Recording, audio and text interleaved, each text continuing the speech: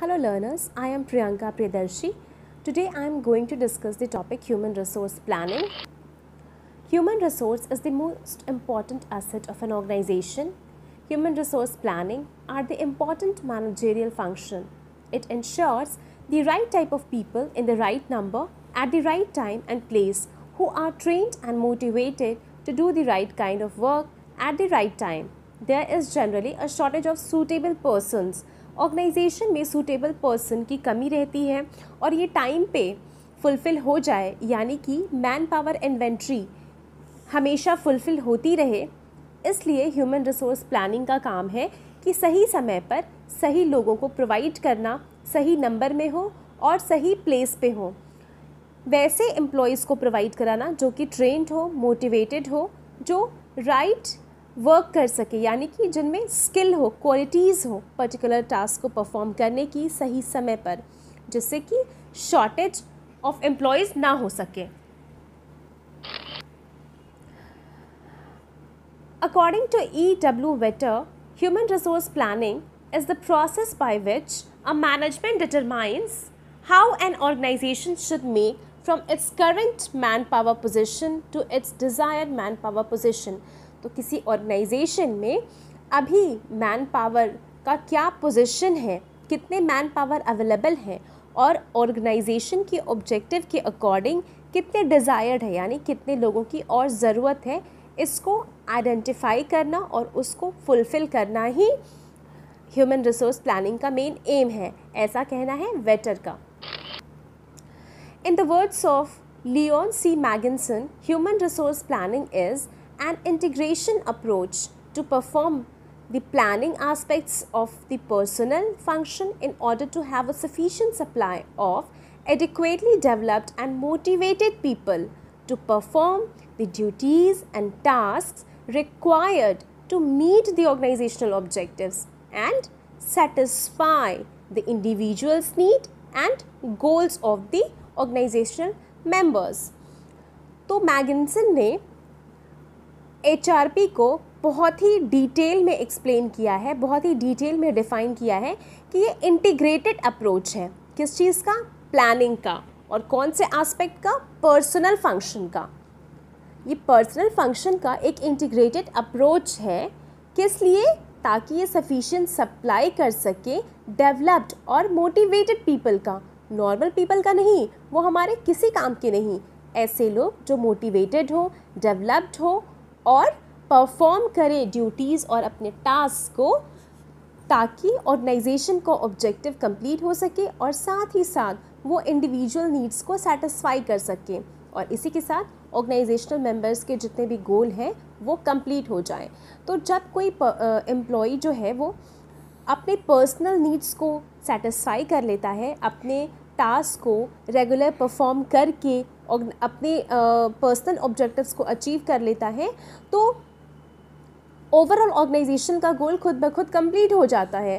ठीक है, तो मेन मकसद है HRP का कि मोटिवेटेड और डेवलप्ड स्किलफुल पीपल को प्रोवाइड करना जो कि इतने रिस्पॉन्सिबल हो कि अपना काम सही पे करें और अपना ऑब्जेक्टिव अचीव करें, साथ ही साथ ऑर्गेनाइजेशन के गोल को अचीव करने में हेल्प करें। कुछ फीचर्स है HRP के। जो फर्स्ट है वो है वेल डिफाइंड ऑब्जेक्टिव्स। जब भी हम प्लानिंग की बात करते हैं सबसे पहले हम ऑब्जेक्टिव बनाते हैं। तो enterprise objectives and goals in its strategic planning and operating planning may form the objectives of human resource planning. Human resource needs are planned on the basis of company's goals. Besides, human resource planning has its own objectives like developing human resource, updating technical expertise, career planning of individual executives and people, ensuring better commitment of people and so on.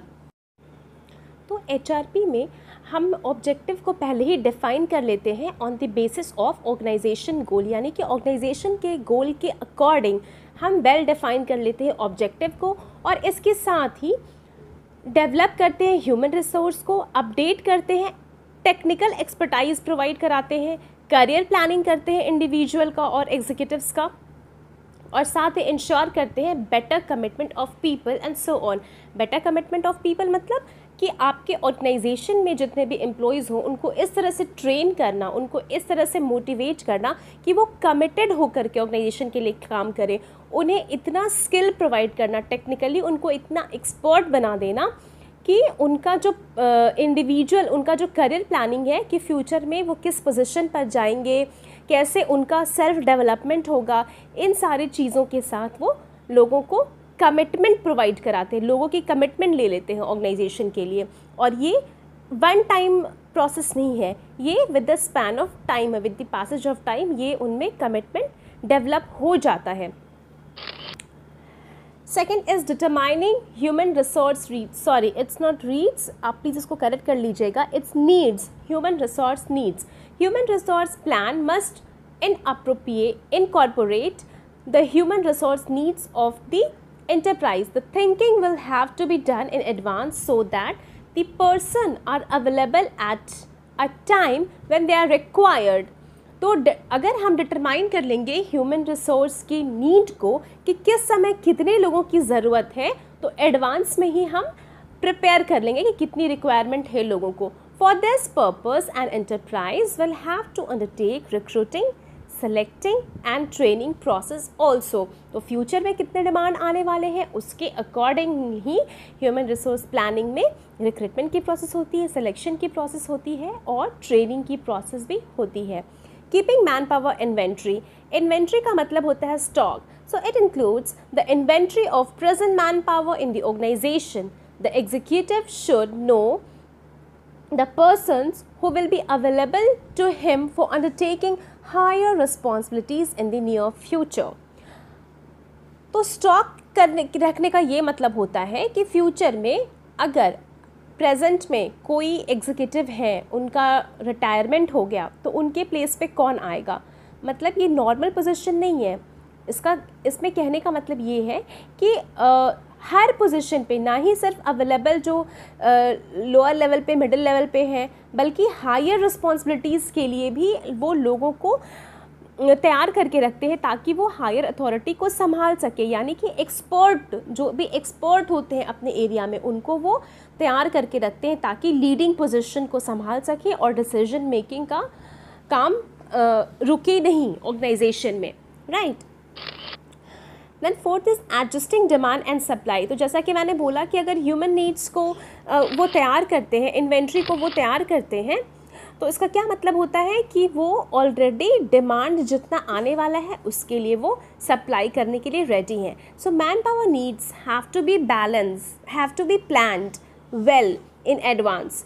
Man power needs जो है वो balanced भी होना चाहिए। Balanced इसलिए होना चाहिए कि कितना डिमांड है उसी हिसाब से वो सप्लाई करें। ऐसा नहीं कि एक्सेस ऑफ मैन पावर हो जाए या फिर शॉर्टेज ऑफ मैन पावर हो जाए। Manpower needs have to planned well in advance as suitable persons are available in future.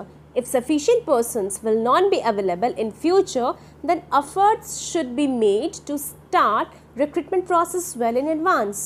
The demand and supply for personnel should be planned in advance. तो basic मतलब ये है कि future में कितनी positions कहाँ पे खाली होने वाली हैं उसको फुलफ़िल करने के लिए हमारे पास man power inventory already prepared हो, और इन्वेंट्री जो है, जो स्टॉक है, वो एक्सेस में ना हो, एडिक्वेट में हो, बैलेंस्ड हो।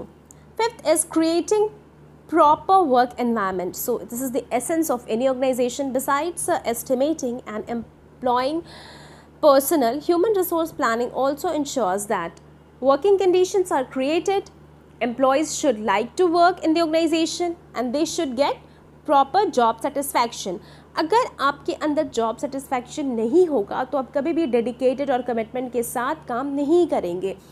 आपके अंदर ये इनकलकेट होना चाहिए, ये इनकलकेटेड होता है कि आप अपना जो करो वो बेस्ट करो। वो तभी आएगा जब ऑर्गेनाइजेशन का वर्क एनवायरनमेंट अच्छा होगा।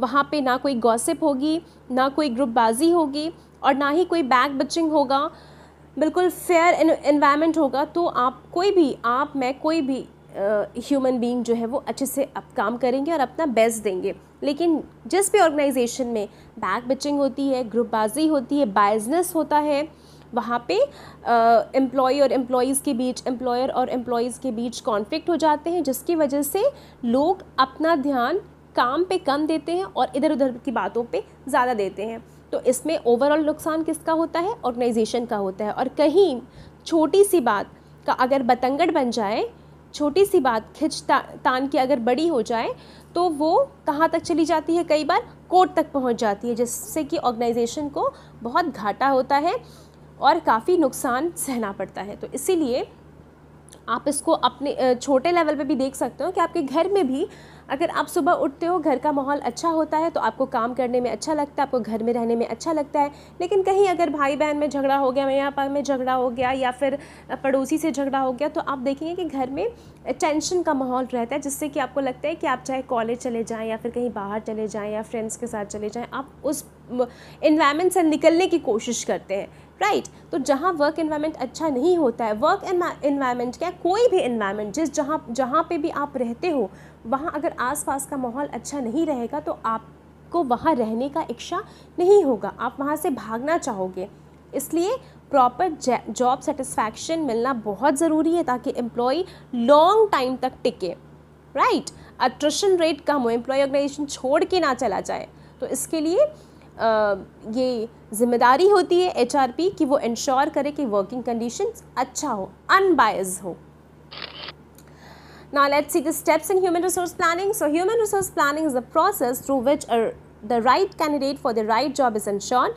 For conducting any process, the foremost essential task is to develop the organizational objective to be achieved through conducting the said process. 6 steps of human resource planning are: first is analysing organisational objective. तो जब भी मैंने बोला कि आप कभी भी planning की बात करते हो, सबसे पहले ऑब्जेक्टिव तैयार करते हो। ऑब्जेक्टिव के बाद inventory of present human resource. मान लीजिए कि आपने ऑब्जेक्टिव बनाया कि हमें एचआरपी करना है, उसके लिए रिक्रूटमेंट सेलेक्शन करना है, तो आप सबसे पहले देखोगे कि आपके पास ह्यूमन रिसोर्स की कितनी इन्वेंट्री प्रेजेंट है ऑलरेडी ऑर्गेनाइजेशन में। फिर आप देखोगे कि फ्यूचर में आपको कितना फोरकास्ट करना होगा, यानी कि डिमांड कितनी आने वाली है और कितना आपको ह्यूमन रिसोर्स सप्लाई करना होगा। तो फर्स्ट इज़ एनालाइज करना ऑर्गेनाइजेशन के ऑब्जेक्टिव को। Second is inventory of present human resources, अभी कितना है। Forecast demand and supply of human resources, future में कितने डिमांड आने वाले हैं, आपको कितना सप्लाई करना है, वो आपको एनालाइज करना होगा। Then fourth is estimating manpower gaps, मतलब कितना गैप है। मान लीजिए कि अभी आपके पास ऑर्गेनाइजेशन में एम्प्लॉयज़ 10,000 है और फ्यूचर में 5,000 आपको 15,000 चाहिए, तो गैप कितना हुआ 5,000 तक का। तो आपको रिक्रूटमेंट के थ्रू कितना सेलेक्ट करने होंगे 5,000। तो उसी अकॉर्डिंग आप वैकेंसी निकालोगे कि 5,000 में से कितने एचआर में चाहिए, कितने फिनेंस में चाहिए, कितने मार्केटिंग में चाहिए, और 5,000 चाहिए तो कितने एप्लीकेंट्स आपके पास आने चाहिए, कितने लोगों को रिटन एग्जामिनेशन में सेलेक्ट करोगे, फिर छट करके वो इंटरव्यू में, ताकि 5,000 रह जाए। तो ये सारे गैप्स को आप कैसे कैसे भरोगे, इसका डिटेल्ड इन्फॉर्मेशन एनालाइज करते हैं एचआरपी के members. Formulating the final human resource action plan. आप जब अपने गैप एनालाइज कर लिया कि अभी 10 है और फ्यूचर में 15 चाहिए, एम्प्लॉयज़ 15,000 चाहिए, तो अभी 5,000 का गैप है, तो आपने एनालाइज कर लिया, राइट। अब आप प्लान बनाओगे कि आप कैसे वो 5,000 एम्प्लॉय को लाओगे ऑर्गेनाइजेशन में। क्या अपने एग्जिस्टिंग एम्प्लॉयज़ के थ्रू लाओगे, या फिर कैंपस प्लेसमेंट के थ्रू लाओगे, या फिर आप जॉब पोर्टल पे नोटिफिकेशंस डालोगे, कैसे करोगे। तो इसके लिए आप एक्शन प्लान करोगे। Monitoring, control and feedback. उसके बाद मॉनिटर करोगे कि आपने प्लान तो बना लिया, उसके लिए पैसे कहाँ से लाओगे, कितना बजट है आपका, कितना खर्च करना है आपको पर्टिकुलर रिक्रूटमेंट सिलेक्शन के प्रोसेस में। मॉनिटर करोगे कि सारे जो चल रहे हैं शुरू से, एनालाइजिंग ऑफ ऑब्जेक्टिव से लेकर के फॉर्मुलेटिंग ऑफ ह्यूमन रिसोर्स तक, सब सही से चल रहे हैं कि नहीं। जहाँ पे थोड़ी आपको गड़बड़ी लगे उसको कंट्रोल करोगे, और जितने लोग आपके साथ इस प्लान में शामिल हैं आप उनको फीडबैक दोगे, सभी से फीडबैक लोगे, ताकि जो शॉर्टकमिंग्स है उसको हम दूर कर सकें। ये है कुछ इम्पोर्टेंस ह्यूमन रिसोर्स प्लानिंग के। Human resource planning helps in finding out surplus and shortage of manpower in the organization. Hence, it creates reservoir of talents. It leads to systematic employee development and prepares people for future. तो in short हम कह सकते हैं कि future में जितने man power की ज़रूरत है उसको फुलफिल करने के लिए बहुत इंपॉर्टेंट है। It is useful in finding out the deficiencies in existing manpower and providing corrective training. ना सिर्फ नए एम्प्लॉयज़ को बल्कि पुराने भी जितने हैं उनके वर्क परफॉर्मेंस को हम एनालाइज करते हैं और ये तय करते हैं कि किन्हें कौन से तरीके की ट्रेनिंग देनी है, ऑन जॉब देनी है, ऑफ जॉब देनी है, कैसी ट्रेनिंग देनी है, कैसे उनका डेवलपमेंट होगा ताकि उनके कार्य करने की क्षमता बढ़ जाए। Third is it is helpful in overall planning process of the organisation.